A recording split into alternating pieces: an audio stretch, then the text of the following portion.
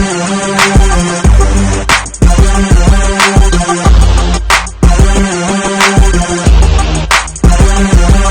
to Coach's Corner with Coach Eric Struthers. Welcome to this special edition of Coach's Corner with Eric Struthers. We are broadcasting from the beautiful studios of Alabama A&M's television station. So glad that they allowed us on campus for this special show. And we have a special guest, Mr. Struthers. Yes, I just want to introduce Coach, the head coach of Wiley, Coach Flagler, his first year coach at Wiley. Coach, I just want to say I'm happy to have you on my show today. And I just want you to tell us a little bit, the listeners a little bit about yourself and where you from. Sure. First of all, thank you for having me. I'm originally from Washington, D.C. I've been extremely fortunate throughout my journey as a player, as a coach, to be around great leaders who demonstrated exactly what it takes to be, a quality young man. I've had great experiences in life, both good and bad.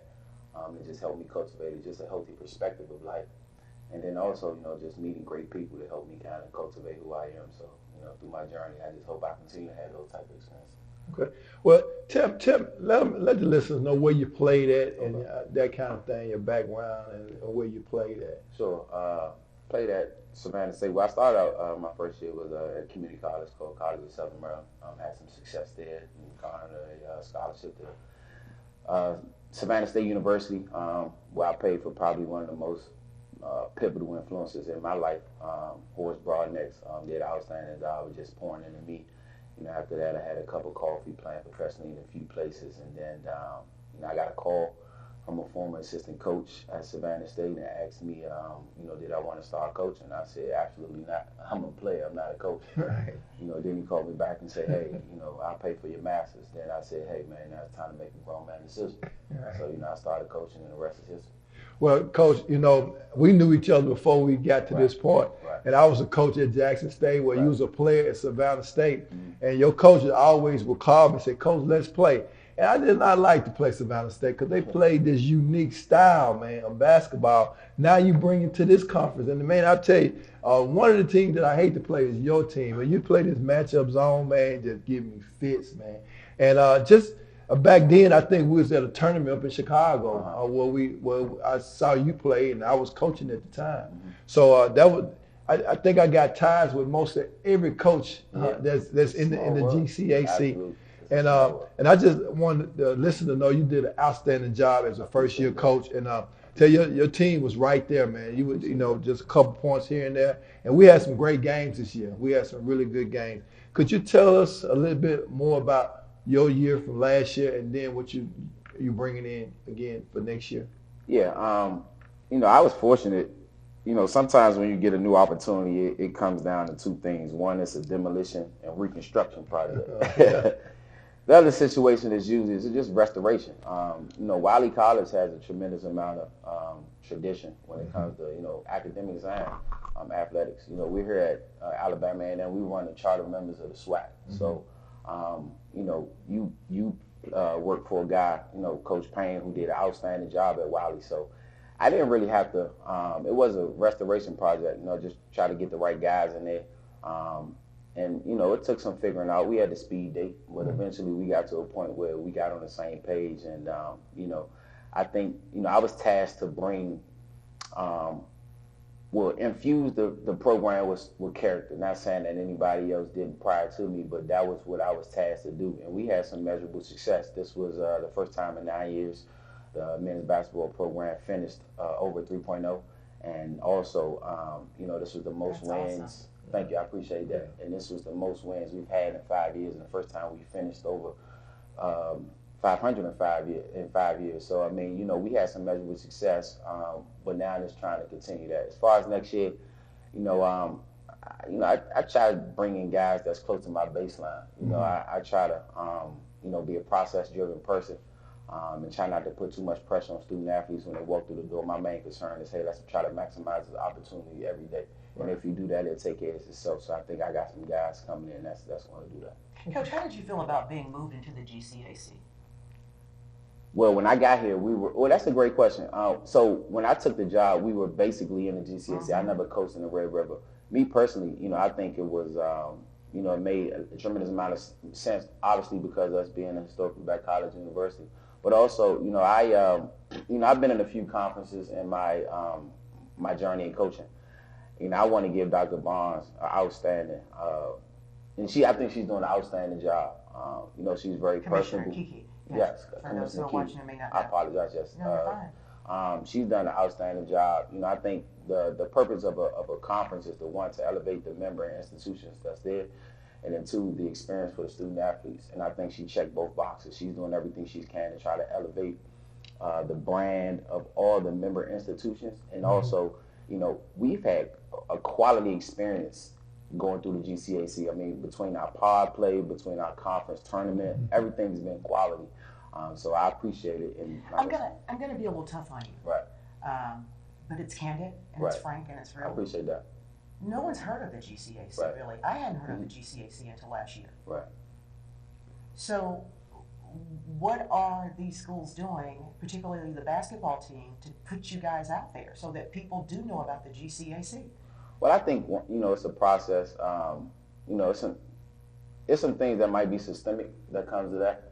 I try not to be too forward when I don't know all the information, so I can't speak to exactly what that systemic stuff is. But I think that, with us, obviously, getting our channel, the HBCU Plus, trying to get that channel, trying to broadcast all the events. I think the social media work that the GCAC is doing. I think the leg work that Dr. Barnes is doing and just trying to elevate our conference. I think she's taking the necessary steps, and then now it's just about, trying to win at a high level. And once you win, I mean, it illuminates the conference. But what are you guys doing individually? Well, we communicating with each other, and I talked to Coach. He called me, I called him, and we just talk about elevating our conference. What Tuglu had done this year for our conference was big for our conference, and what we talked about is getting 3 teams into the national tournament, and it's a couple things that we got to do. We got to get more teams in, we got to get better players, and we got to highlight our conference. What we doing now, we talking about our conference, we highlighting. And Kiki Barnes, the commission, she's doing a great job of getting us out there, putting us out front. And I love what she's doing for our conference. She's doing a really, really good job. And just the coaches, with the camaraderie that we have as coaches. Now, when it's game day, it's game day. We're gonna battle. But once it's over with, we get together, we pray together, and then we friends again. So that's what we're doing for this conference. We trying to move this conference forward. And Coach is doing a great job in helping this conference move forward. Yeah, and Coach Struthers told me the reason why he wanted to do these shows here is because he wanted to really highlight historically black colleges and universities. Mm-hmm. I'm a graduate of 2. I know you understand it. How important is it for people to realize that HBCUs make a huge difference academically, in our community, as well as in athletics? Well, obviously, I grew up in Washington, D.C., and during the course of growing up, you learn to appreciate history. Historically black colleges and universities are relics. I mean, you can't tell a story of the United States of America without the people that matriculate through these. I mean, how do you tell a story of United States of America without Thurgood Marshall, without, Dr. Martin Luther King? It's funny, we just had Juneteenth, it was a few days ago, and during our 160th anniversary, we had a lady by the name of Oprah Lee come speak to come speak to us. And for those who don't know Oprah Lee, in 2016, she walked 1,400 miles from Fort Worth, Texas, to Washington, D.C. campaigning for Juneteenth. She's a graduate of Wiley College. We need to do everything we can to preserve these places, because just like you would preserve the Thomas Jefferson Memorial, it's the same thing to me. The significance to not only society, but also the people that it provided a platform for. Okay, so I want to talk about this because you look extremely young. Okay, Thank you.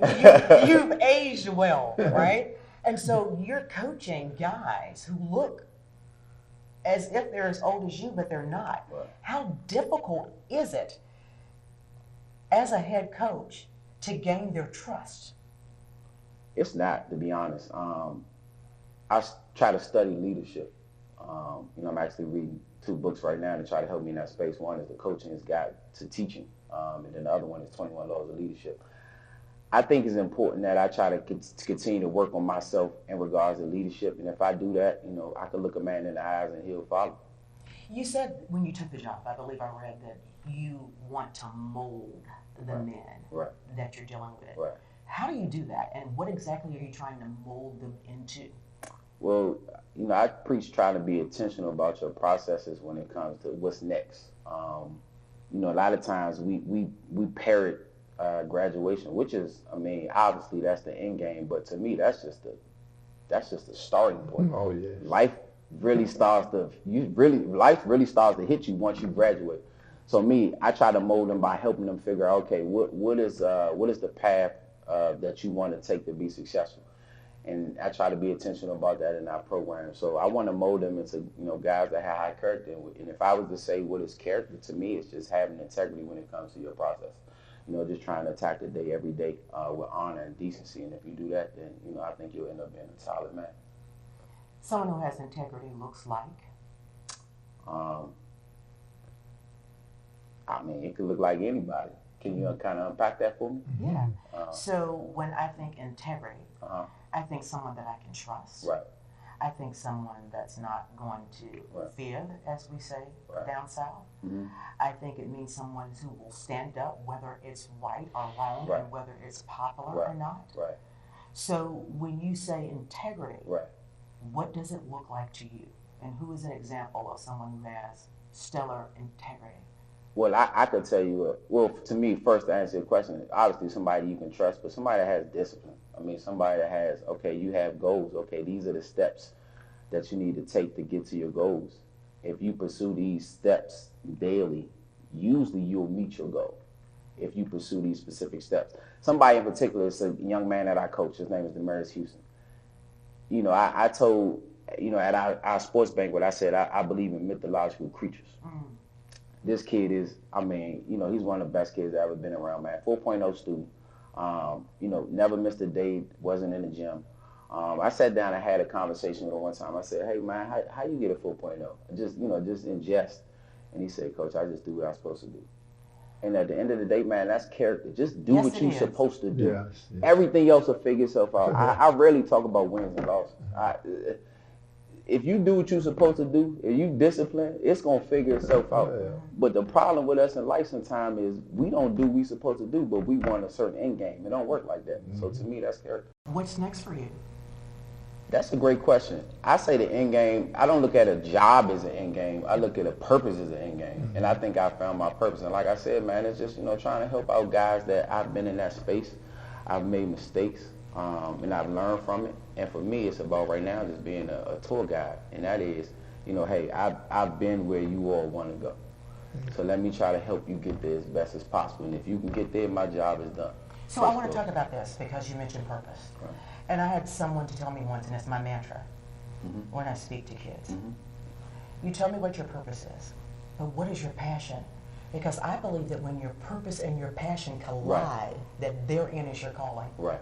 Well, my passion initially when I got into this was player development. I like to work on your game and work on, the basketball skill aspect. But that kind of shifted. Now my passion is holistic development. Come on. I want to try to develop you in all areas because I have a clear idea of what happens if you don't develop. If you don't develop in life, man, this is a competitive world. And you are setting yourself up for failure. If you don't equip yourself, man, hey, man, what book are you reading? How are you pouring into yourself so that you can evolve? The way life is set up now is it's like a phone. 6 months. You got 6 months till the new one come out. Yeah. So, I try to pour into myself so I can pour into these student athletes and hopefully some reciprocity with that. Yeah.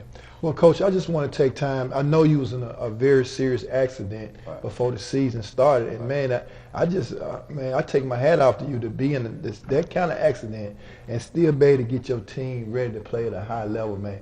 How did you do that? Can I ask one question before that? Okay. Can you tell me about the accident? Because I'm not aware. Okay. So we had practice. It was 5 o'clock in the morning. I was sitting at practice. I was at a light. It was an 18-wheeler. that was about to make a left turn. His light turned red, my light turned green. I drove out. He basically came across the front of my car. I woke up in the hospital with my wife, and a police officer said I was probably 2 seconds from not being here. That was probably 2 weeks before the season started. So I had to make a decision. I had a volunteer assistant that he was good. You know, he did everything he can, but we actually didn't have a women's coach at that time because our women's coach had actually passed away. So he had to kind of assume the responsibilities of the women's team, and I really had nobody to handle the team. So, you know, in hindsight, I probably should have did a few more things medically, but I said, hey, man, this is an opportunity. If I could walk, let's figure it out. So, I mean, it was tough. You know, physically, I had to, you know, try to endure some things. You know, I was in a wheelchair for the first couple days. I was on crutches. But, I mean, God gave me the strength, man. And, you know, anytime I get an opportunity, I've learned, man, hey, let's maximize it. Can I walk? Okay. Can I practice? They got film of me in practice on the crutches going crazy. But, I mean, God gave me the strength. And then ultimately, man, my wife, you know, she did a lot of things for me to just try to help me get through that process. That was extremely tough time for her. You know, people don't understand the trauma that's associated with, hey, are you going to make it back in tonight? You know, that's a real thing. And, you know, her enduring that, you know, and working with me and, you know, the institution working with me, making sure I had everything I can to try to, you know, work through the injury, man. I'm extremely grateful for President Felton and the opportunity that he's gave me, man. I'm going to give him everything I got. Okay, two things before we wrap this up. First is, I hear you talk about God a lot. Right. Can I say that you're spiritual instead of religious? And did the accident take you to that point, or were you spiritual before? Oh, nah, that's my foundation, man. I grew up in the church. Vermont Avenue Baptist Church. You know, I started out in the church, always been rooted in church. My mother and my family has done a great job of keeping that foundation in me, and well, giving me that foundation. And by way of that, you know, I've always taken out everything I've done. I think the accident, what it made me do is try to grab a hold of life a little bit harder. You know, I always believe in God. I never question what he does. I know everything has a purpose, but it gives you a sense of urgency. And I have that sense of urgency more than ever. I like you, and I like you because of your spiritual foundation. It shows, the anointing glows. I appreciate that. Yeah, thank you for coming on. Thank you for having me. But before I let you go, it's time for my favorite part of the show, which is Ask Coach Struthers. And you get to ask him anything that you ever wanted to ask him. So I really value mentorship, because I think, you know, that's probably the most important thing that you can have, somebody that's been through it. Man, you have, you know, 20 plus years of coaching experience. If you were coaching, if you went back to 35-year-old you, what would you say? Well, yeah, I got over 30 years now. Pardon me. Yeah. No disrespect. 30 years, no. 30 years of experience. Hey, look. Hey, people wonder why Tougaloo's so good. I say, man, they got 60 years of coaching. Man, you don't stand a chance. Phillips with 47. Yeah, you don't stand a chance. Okay. But Coach, I'm gonna tell you, man, if I could go back, I would cherish my relationships a little better with coaches, with people I met. I would establish a better relationship with them. And I tell younger coaches and younger people now, value a relationship with whoever you have. Because if I was younger, I'd go back. Because all those young coaches that I met, if I had a relationship, all those guys got jobs, got good jobs, and they could help me on my way. But God put me here for a purpose. Absolutely. And my purpose here is trying to help young guys like you. I can say that, and other guys that's coming up under me, and I just like being here at the GCAC, man. And I'm really happy in my place right now. But before we go, I just want to give a shout out to Andre Payne. That was the head coach. I call him the GOAT. At Wiley, he was the head coach. When he hired me at Valley, man, he didn't even know me. And he hired me in Valley just because of the relationships I had with people that knew him. And he didn't even know me. So, you know, that's wild for him to hire me and didn't know me. He met me one time. We ate, and before he could get 30 minutes down the highway, he hired me. Right. So, you know, Coach Payne brought me to Valley. And he showed me a lot of things, you know, and he came with those big rings from Wiley. He had worn a big ring from Wiley. But Coach Payne, I just want you to know, I'm in A&M, and I'm on the hill. I'm on the hill. So I'm just letting you know I'm in your town. Come see me. All right? All right. From the beautiful campus of Alabama A&M, I'm Katina Rankin. I'm Eric Struthers, and wait till you see who I have next on my Coach's Corner.